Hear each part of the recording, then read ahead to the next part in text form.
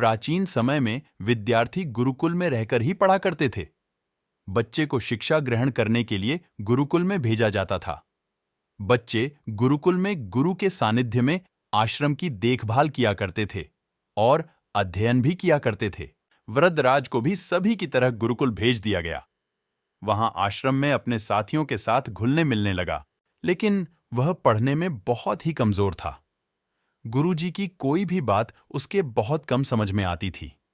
इस कारण सभी के बीच वह उपहास का कारण बनता है।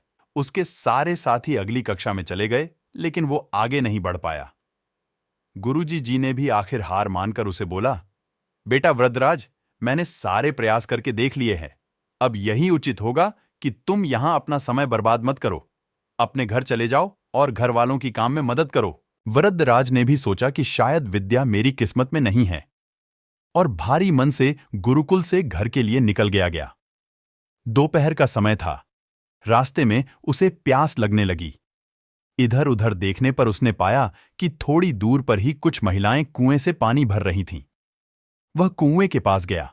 वहां पत्थरों पर रस्सी के आने जाने से निशान बने हुए थे, तो उसने महिलाओं से पूछा, यह निशान आपने कैसे बनाए?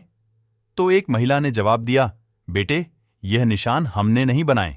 यह तो पानी खींचते समय इस कोमल रस्सी के बार बार आने जाने से ठोस पत्थर पर भी ऐसे निशान बन गए हैं। वृद्धराज सोच में पड़ गया। उसने विचार किया कि जब एक कोमल से रस्सी के बार बार आने जाने से एक ठोस पत्थर पर गहरे निशान बन सकते हैं, तो निरंतर अभ्यास से मेन विद्या ग्रहण क्यों नहीं कर सकता। वृद्धराज ढेर सारे उत्साह के साथ वापस गुरुकुल आया और अथक कड़ी मेहनत की। गुरुजी ने भी खुश होकर भरपूर सहयोग किया। कुछ ही सालों बाद यही मंदबुद्धि बालक वृद्धराज आगे चलकर संस्कृत व्याकरण का महान विद्वान बना, जिसने लघु सिद्धांत कौमुदी, मध्य सिद्धांत कौमुदी, सार सिद्धांत कौमुदी, गीर्वाण पद मंजरी की रचना की। शिक्षा, मोरल। दोस्तों, अभ्यास की शक्ति का तो कहना ही क्या है। यह आपके हर सपने को पूरा करेगी। अभ्यास बहुत जरूरी है, चाहे वो खेल में हो या पढ़ाई में या किसी और चीज में। बिना अभ्यास के आप सफल नहीं हो सकते हो। अगर आप बिना अभ्यास के केवल किस्मत के भरोसे बैठे रहोगे, तो आखिर में आपको पछतावे के सिवा और कुछ हाथ नहीं लगेगा।